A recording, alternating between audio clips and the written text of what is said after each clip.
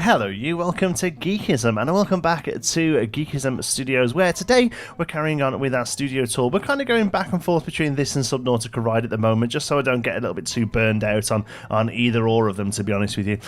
So yeah, we're working on the studio tour today.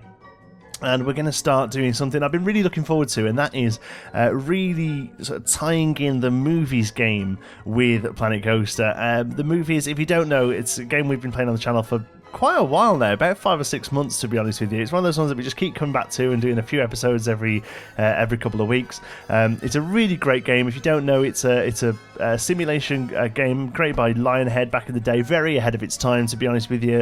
It would do incredibly well now, I'm sure. The idea is you build a movie studio and you have to look after the actual studio lot as well as the actual movies you make and the actors and staff and stuff as well. Really great simulation game. It suffers a little bit from some micromanagement issues, but overall it really is really ahead of its time and one of the best classic sim games.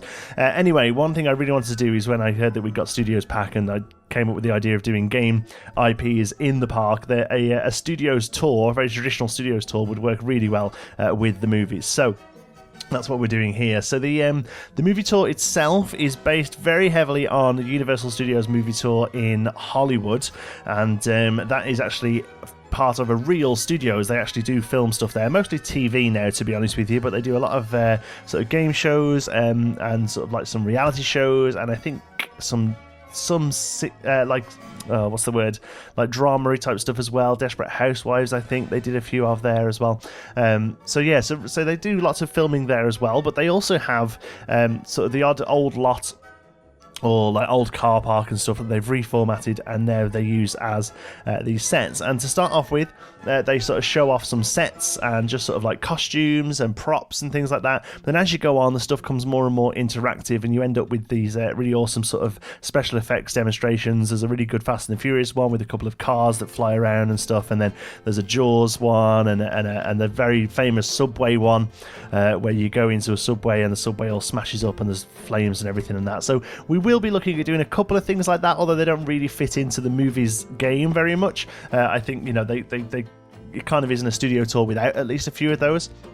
But I thought the best way we could really tie in the movies to this ride is to recreate some of the sets from the movies game and repurpose them here. So we're working on some Western stuff. The game, very often, really, the Western is the first kind of set that you open up, really, and also the time period of the game starts off in sort of like 20s and 30s. So after a few silent movies, Westerns obviously become very popular. So for that reason, Westerns are a big part of the movies game to start off with, so I thought it'd be a great way to start the tour to show some of the older Western sets.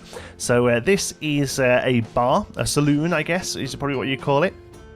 And we also go on and do a bank as well, which is another one of the early sets that you get. And although I think probably if I was building this myself, if somebody said to me just build a Western bar, I would probably go into a bit more detail, but I've tried to do a complete replica of the ones in the movies game. So to the point where the stuff I'm putting up on the wall here, that's what it has. It has a set of horns on a sign, on a plaque, and it has a picture frame, and that's it. So that's what we've put there. It took me a little while to figure out how to do this. We've got that awesome sort of sun-bleached skull there that we can use instead of the horns, and then just a little picture frame. Still got to find a picture that we can put on that. But overall, like I say, I'm trying to keep it really quite accurate to the point where they also have these brick pillars with a little bit of a lighting rig on top. We actually then end up extending the lighting rig and actually using it to add lights to it, so that this ride would be suitable in the night time as well. Bear in mind that the bus keeps ploughing through here. This isn't the final space for it, don't worry. I just couldn't really be bothered to move it. And here we have some windows again. This was quite an interesting task. This is the first ever sort of recreation I've done in Planet Coaster, I guess, if you want to call it a recreation.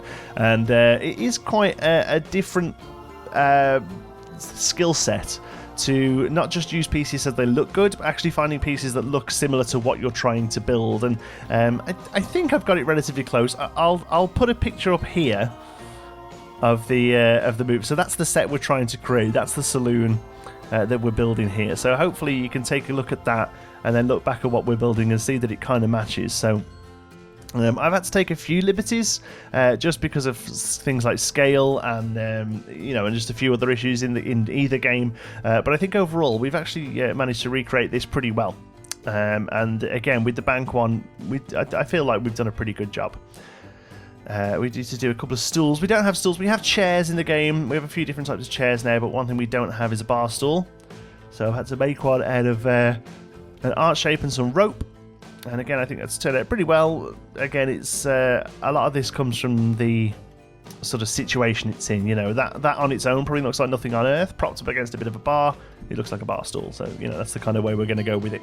And then they have a bit of decking outside here. One thing you could do in the movies is they have backdrops. It's not very realistic, to be honest. This building, obviously in real life, would be built indoors. There's no way that they would build this set open here in the air, but that's how they do it in the movies, because obviously they want you to see and they want it to be what's the word, they want it to pass well. They want it to be able to see that, oh, that's the bar set and you can go over there, rather than just having loads of studio buildings.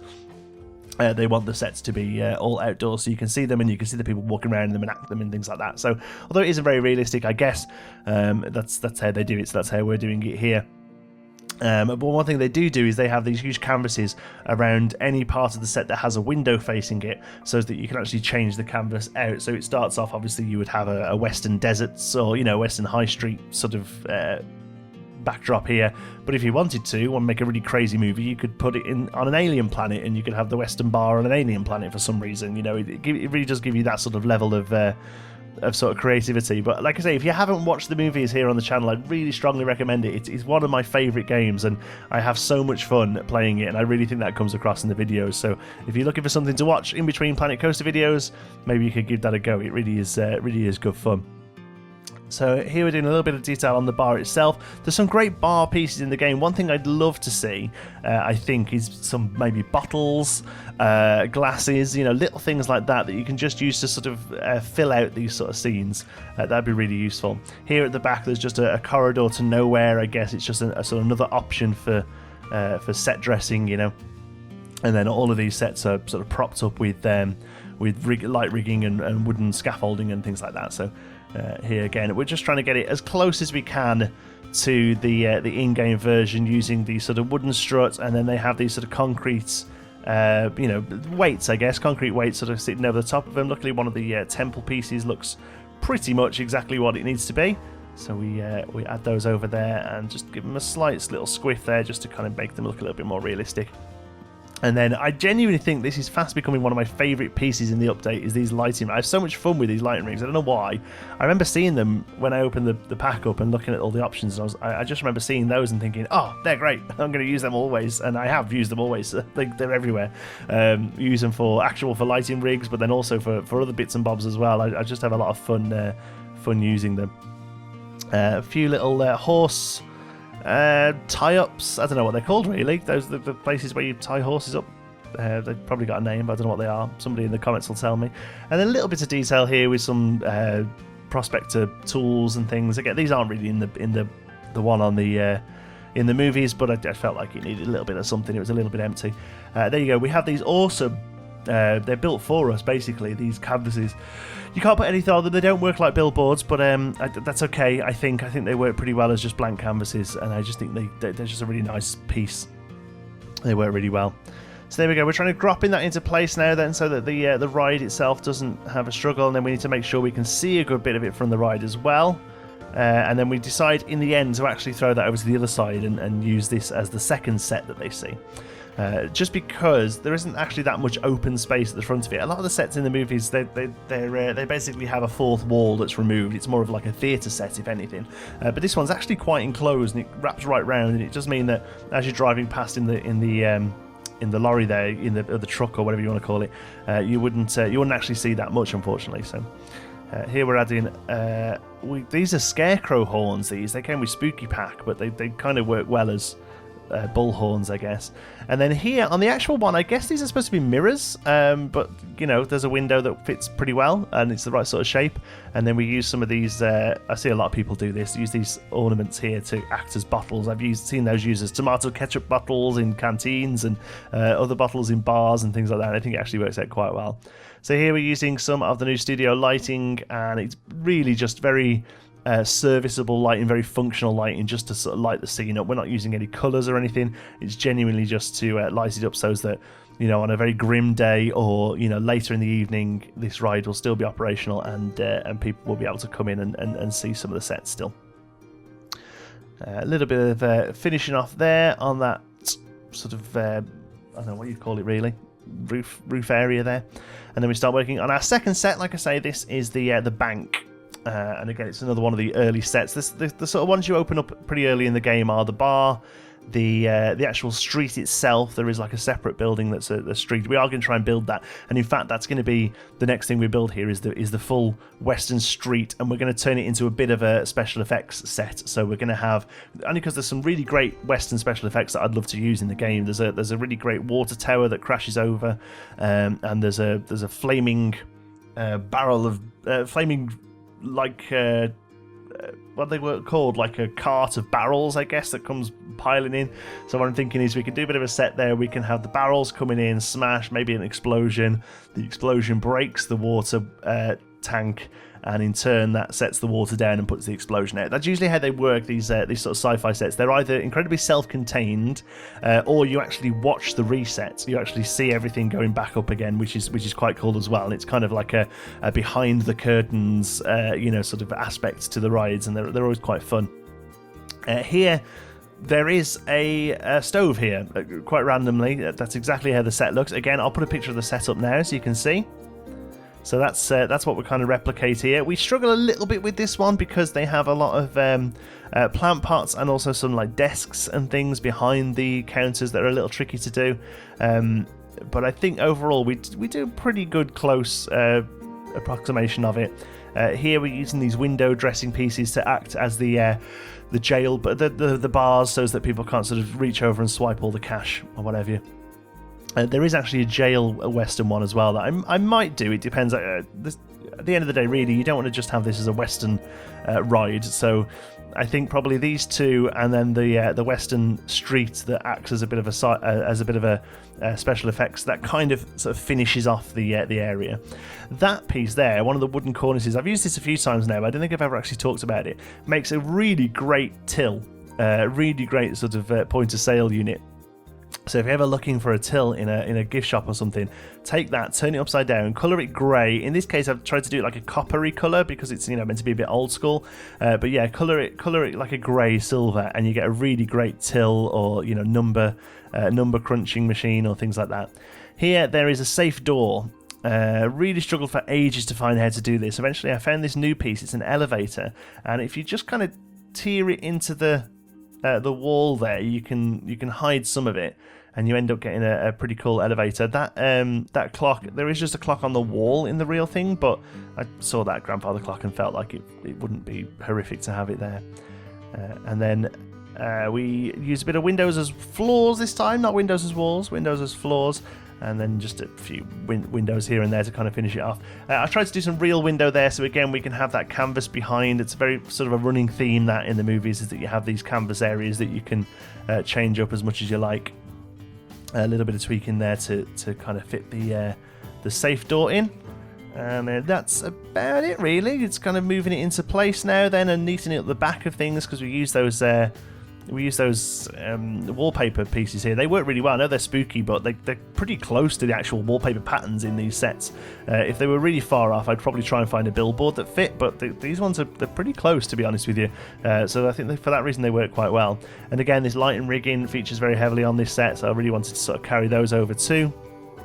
And then we add those in at the background there. We have them a little bit higher this time so you can kind of see them from the road.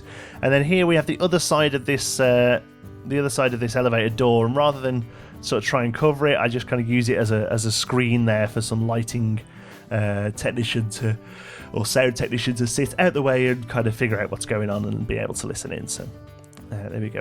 We light it up and pop it into place.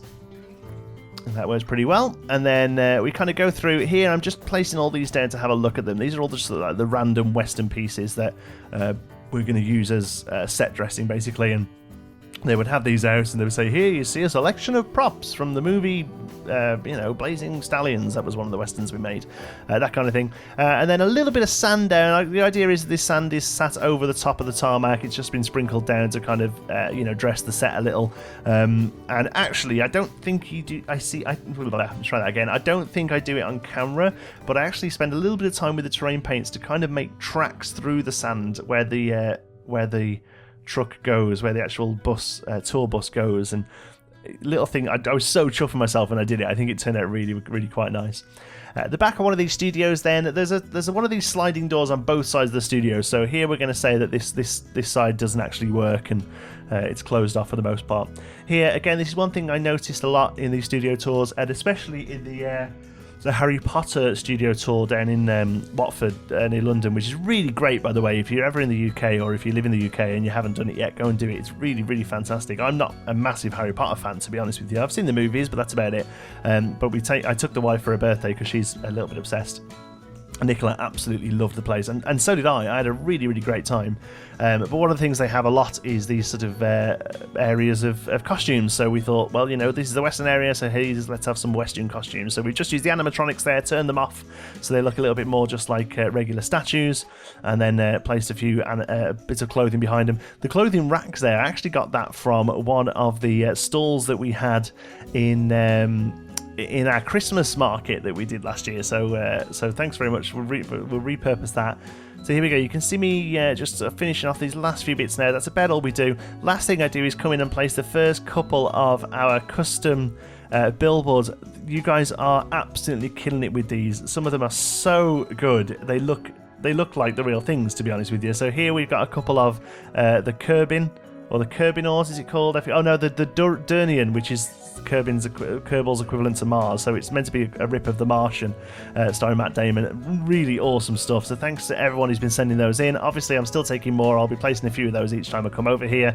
If you are handy with Photoshop, I'm not going to lie, I'm not going to sound awful. They've got to be good. I kind of pride myself on this park, and I feel like I'm doing a pretty good job, so these billboards need to be a pretty good job as well. But if you are handy with Photoshop and you fancy coming up with a movie or TV show, you can do anything. You can do a parody like these ones are here, or some of them are more custom ones. We have a really good one dancing with the characters there with Gulpion, and you can use Planko references. You can use all sorts, anything you like. There's a place on our Discord to pop those in. Here, there was a bit of an open area, and I felt like it's the sort of thing you should have. The Hollywood Studios ones has some minions placed around, and I kind of felt that fit, but looking at it, I'm not too sure. I may well go back and change it. So there we go. There's the Western Bank set, looking pretty smart, if I do say so myself. Pretty close replica of the one in the movies. And then here is the saloon. And again, I'm really happy with this one. I think this one's turned out really well. I'm probably happier with this one than the other.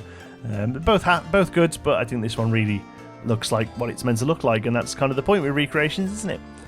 And then the other little bit we did was the costumes. Again, they're sort of propped up there, and somebody's job in the morning to come and drag these out basically and set them up so that people can come and have a look at some of the costumes used during the movie. And they're under a little bit of cover there just in case they get a bit of there you go. You can see the tracks there made just using the terrain paint. I think that's such a little thing, but it really adds to it. So there you go. It doesn't look like we've done much actually, but it took me quite a while to use the pieces to get them looking good. I'm really happy with how it looks, though. Please, if you've not already, don't forget to subscribe, give us a like if you've enjoyed it and all that. I don't know why I'm saying this in a different order. Sorry about that. If you've got any comments, queries, or suggestions, you can pop those down in the comments. And if you fancy a chat, you can find me on Twitter. I'm at John T. Sparrow. If you'd like to join in with the Geekism community, you can do so on our Geekism Discord server. You'll find the link in the description. Thanks very much for watching. I'll see you in the next one.